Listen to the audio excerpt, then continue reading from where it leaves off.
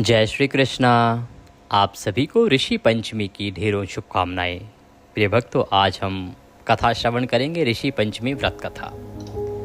आज 28 अगस्त है। 28 अगस्त को आप सभी ऋषि पंचमी का व्रत कर रहे हैं। यह व्रत शास्त्रों में वर्णित है और बड़े से बड़े पाप को भी यह नष्ट कर देता है, इसीलिए यह व्रत बनाया गया है। शास्त्र कहते हैं कि यदि किसी महिला से जब वह रजस्वला है, उन विशेष दिनों में पूजा पाठ में किसी भी प्रकार का हाथ लग जाता है और उसके कारण कोई त्रुटि उत्पन्न होती है, पाप उत्पन्न होता है, तो उसके नाश के लिए यह व्रत अवश्य करना चाहिए। इसीलिए शास्त्रों में इसे महिलाओं के लिए विशेष कहा गया है, क्योंकि हमारे जीवन काल में जब भी वो विशेष दिन आते हैं प्रति माह, उस समय न जाने कब हमसे पूजा पाठ की किसी वस्तु को हाथ लग जाए या पूजा पाठ में किसी प्रकार का कुछ त्रुटि उत्पन्न हो जाए, तो उस जाने अनजाने की त्रुटि के निवारण के लिए यह ऋषि पंचमी व्रत बनाया गया है। इसीलिए मैं सदा कहता हूँ कि आपको अवश्य ही ऋषि पंचमी व्रत करना चाहिए। आशा करते हैं कि आपने विधि विधान से पूजन कर लिया होगा। कथा आरंभ करेंगे उससे पहले आपसे निवेदन है कि वीडियो यदि थोड़ा सा भी अच्छा लगे तो एक बार लाइक अवश्य कर दीजिएगा। यह भगवान की कथा का वीडियो है तो एक लाइक तो बनता ही है। अपने व्रत की सफलता के लिए कमेंट बॉक्स में अवश्य लिखिएगा जय श्री कृष्ण। आप देख रहे हैं देवभूमि ज्योतिष संस्थान का प्रतिष्ठित यूट्यूब चैनल देवभूमि धार्मिक। हम यहाँ पर सभी व्रत और त्योहारों की सही शास्त्रीय जानकारी प्रदान करते हैं। ज्योतिष शास्त्र और पंचांग के आधार पर आपको बताते हैं कौन सी तिथि कब है, व्रत आदि कब करना है, क्या विधि है, क्या नियम है और क्या सही कथा है। यदि आप सभी व्रत और त्योहारों की सही शास्त्रीय जानकारी पाते रहना चाहते हैं तो कृपया चैनल को अभी सब्सक्राइब कीजिए और बेल आइकन को प्रेस कीजिए। जब आप सब्सक्राइब का बटन दबाएंगे तो वहाँ एक घंटी का निशान बना हुआ आएगा, उसको अवश्य दबाइएगा, तभी आपको हमारे सारे वीडियो प्राप्त होंगे, अन्यथा आपसे जानकारी छूट जाएगी। तो कृपया चैनल को सब्सक्राइब करें और बेल आइकन को प्रेस करें। स्नान आदि से निवृत्त होकर पूजन में संकल्प करके पूजन करें। पूजन सप्तऋषि का किया जाता है और साथ में माँ अरुंधति अवश्य बनाई जाती हैं, उनका पूजन किया जाता है। पूजन की विधि हमने पूजन की वीडियो में बता दी है। वीडियो ना मिले तो कमेंट बॉक्स में पूछ लीजिएगा, अवश्य ही आपको उसका लिंक प्रदान कर दिया जाएगा। अब हम कथा आरंभ करेंगे, क्योंकि पूजन करके हमें कथा सुननी चाहिए। यह कथा अत्यंत ही पुण्यदायिनी है। शास्त्र कहते हैं कि जो इस कथा का श्रवण करता है उसके पापों का नाश अवश्य हो जाता है। तो आइए कथा आरंभ करते हैं। कथा के बाद पारण से संबंधित जानकारी प्रदान करेंगे। अथ श्री ऋषि पंचमी व्रत कथायां प्रारंभः। विदर्भ देश में एक उत्तक नाम के सदाचारी ब्राह्मण निवास किया करते थे। उनकी पतिव्रता नारी सुशीला थी और सुशीला से उन्हें एक पुत्री और एक पुत्र का जन्म हुआ था। तो जो सदाचारी ब्राह्मण थे, उनकी पत्नी, पुत्री और पुत्र था। उनका जो पुत्र था सुविभूषण, उसने वेदों का विधि पूर्वक अध्ययन किया था। कन्या का समय अनुसार एक सामान्य कुल में विवाह कर दिया गया, पर विधि के विधान से वह कन्या विधवा हो गई। तो वह अपने सतीत्व की रक्षा पिता के घर रहकर करने लगी। एक दिन की बात है कि कन्या माता पिता की सेवा करके एक शिलाखंड पर शयन कर रही थी, तो रात भर उसके सारे शरीर में कीड़े पड़ गए।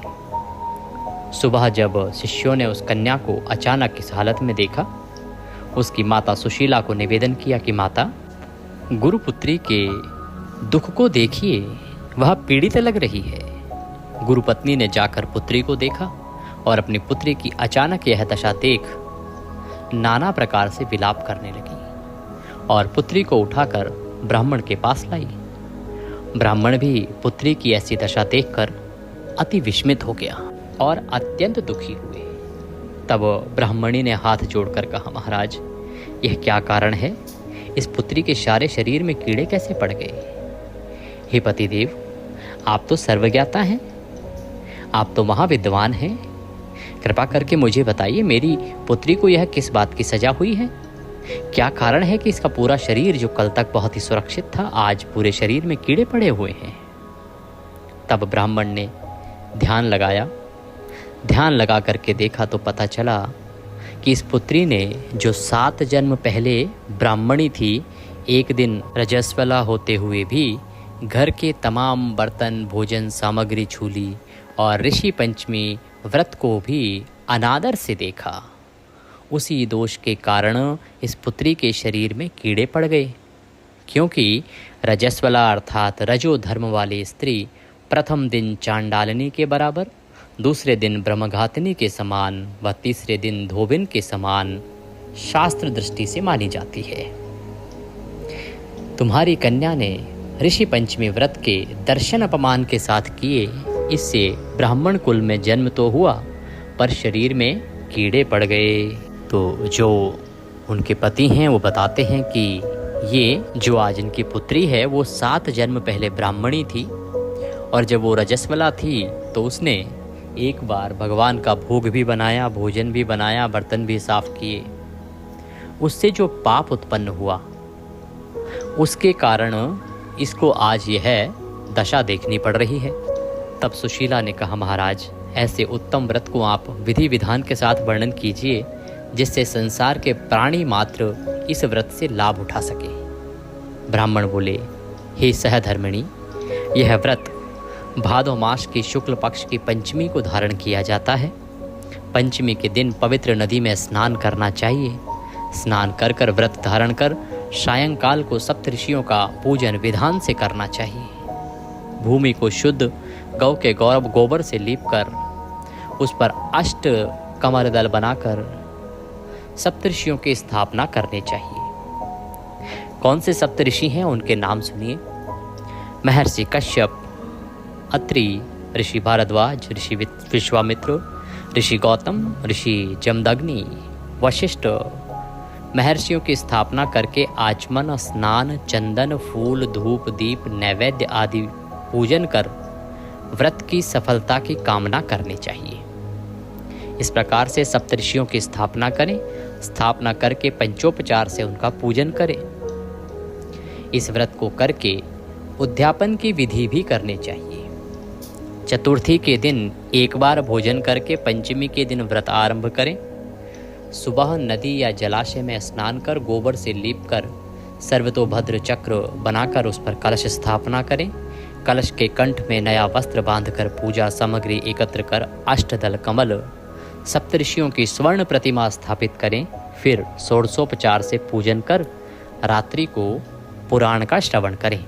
फिर सुबह ब्राह्मण को भोजन दक्षिणा देकर संतुष्ट करें।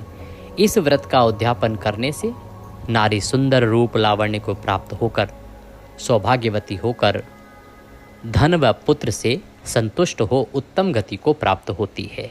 इस प्रकार जो कोई स्त्री इस ऋषि पंचमी का व्रत करती है, पूजन करती है तथा इस कथा का श्रवण करती है, उसके रजस्वला होने के दौरान हुए सभी पापों का नाश हो जाता है और वह सौभाग्य को प्राप्त करती है तथा सौभाग्यशालिनी होती है। ये सप्तऋषि देव की जय।